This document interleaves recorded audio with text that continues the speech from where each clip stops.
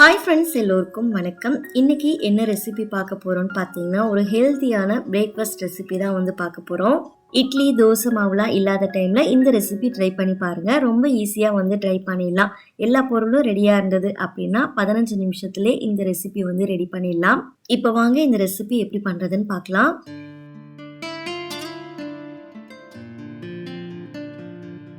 நான் இன்னைக்கு கோதுமை மாவு வச்சு அடை தான் வந்து பண்ண போகிறேன். அதுக்கு ஃபஸ்ட்டு கடாயில் 2 ஸ்பூன் போல் எண்ணெய் விட்டுக்கோங்க. எண்ணெய் நல்லா சூடானதுக்கப்புறமா கொஞ்சமாக வந்து கடுகு சேர்த்துட்டு 1/2 டீஸ்பூன் போல் பெருஞ்சீரகம், 1 ஸ்பூன் போல் கடலைப்பருப்பு சேர்த்து கடலைப்பருப்பு நல்லா செவந்ததுக்கப்புறமா இதில் ஒரு பொடியாக நறுக்கின வெங்காயம் வந்து சேர்த்து அதை நல்லா வந்து வதக்கிக்கோங்க.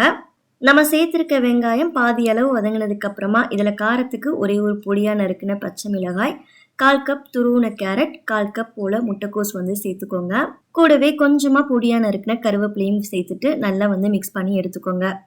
இப்போ இதை நல்லா மிக்ஸ் பண்ணதுக்கப்புறமா இதுக்கு தேவையான அளவுக்கு உப்பு, அதுக்கப்புறம் வந்துட்டு மசாலாவுக்கு பார்த்தீங்கன்னா கொஞ்சமாக மஞ்சள் தூள் சேர்த்துட்டு காரத்துக்கு தகுந்தாப்புல மிளகாய் தூள் வந்து சேர்த்துக்கோங்க.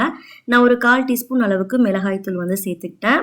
மசாலாலாம் வந்து சேர்த்ததுக்கப்புறமா நல்லா கலந்து விட்டுட்டு இதை வந்து ஒரு 3 நிமிஷம் போல் லோ ஃப்ளேமில் வந்து மூடி போட்டு குக் பண்ணி எடுத்துக்கோங்க.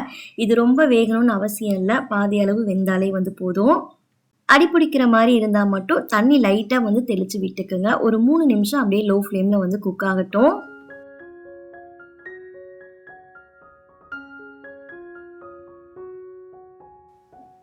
நம்ம சேர்த்துருக்க காய்கறிகள் எல்லாமே வந்து ஒரு பாதி அளவு குக் ஆனதுக்கு அப்புறமா இதை ஒரு பவுல்ல வந்து மாத்திடலாம்.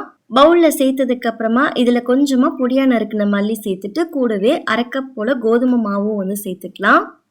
கடைசியாக மாவுக்கு தேவையான அளவுக்கு உப்பும் வந்து சேர்த்துக்குங்க. நான் காயெல்லாம் வதக்கும் போதே வந்து உப்பு வந்து சேர்த்துருந்ததால கொஞ்சமாக மட்டும் வந்து சேர்த்துக்கிட்டேன்.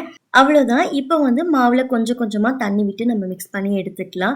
நம்ம டைரெக்டாக தண்ணி ஊற்றாமல் ஃபஸ்ட்டு வந்து நம்ம காய்கறியெல்லாம் சேர்த்தோம் இல்லையா, அது கூட இந்த மாவை வந்து கையிலேயே ஃபுல்லாக மிக்ஸ் பண்ணிவிட்டு அதுக்கப்புறமா கொஞ்சம் கொஞ்சமாக தண்ணி விட்டு நம்ம மிக்ஸ் பண்ணி எடுத்துக்கலாம்.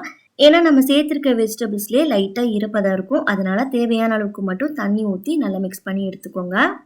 மாவை வந்து ரொம்ப டைட்டாக இல்லாமல் கொஞ்சம் லூஸாக இருக்கிற மாதிரி மிக்ஸ் பண்ணி எடுத்து வச்சுக்கோங்க. இது ஊறணும்னு அவசியம் இல்லை, நம்ம டைரெக்டாக வந்து அடை மாதிரி வந்து தட்டி போட்டுக்கலாம். ஒரு பாலித்தீன் பேப்பரில் கொஞ்சமாக வந்து எண்ணெய் வந்து அப்ளை பண்ணிவிட்டு அதுக்கு மேலே மாவு வந்து சின்ன சின்ன உருண்டையாக உருட்டிட்டு மேலே மறுபடியும் ஒரு பாலித்தீன் கவர் போட்டு கையிலேயே வந்து இது மாதிரி வந்து தட்டி எடுத்துக்கலாம். இல்லை தோசைக்கல்லையே கூட நம்ம டைரெக்டாக வந்து அடை மாதிரி வந்து தட்டி போட்டு எடுத்துக்கலாம். நான் ரவுண்ட் ஷேப் வரணும் அப்படிங்கிறதுக்காக ஒரு பவுல் யூஸ் பண்ணி லைட்டாக வந்து அழுத்தம் கொடுத்துட்டு எக்ஸ்ட்ரா இருக்க மாவுலாம் வந்து எடுத்துட்டேன். ரவுண்ட் ஷேப் அழகாக வந்துருச்சு.